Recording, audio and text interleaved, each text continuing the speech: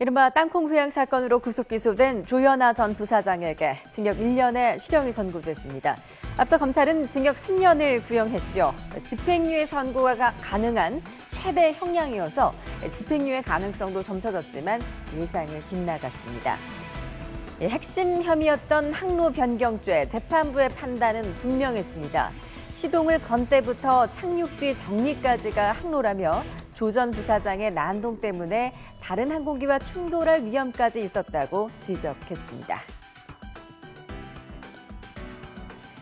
마지막 공판 때 박창진 사무장의 증언도 실형 선고에 결정적인 역할을 한 것으로 보입니다. 앞서 조현아 전 부사장은 여러 번 승무원들에게 사과하겠다고 말하기는 했습니다.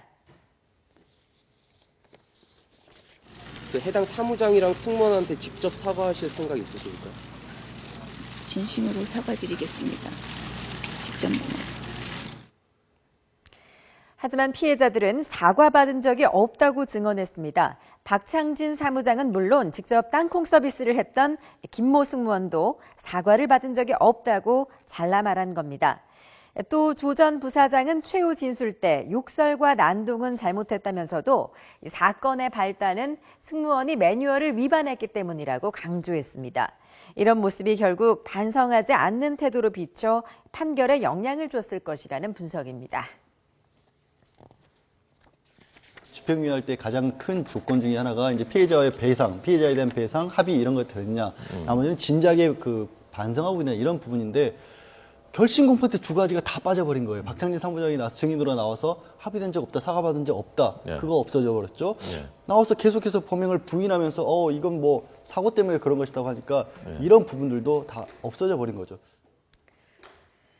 네, 이런 상황에서 그나마 형량을 줄여준 건 조 전 부사장이 낸 반성문 때문으로 보입니다.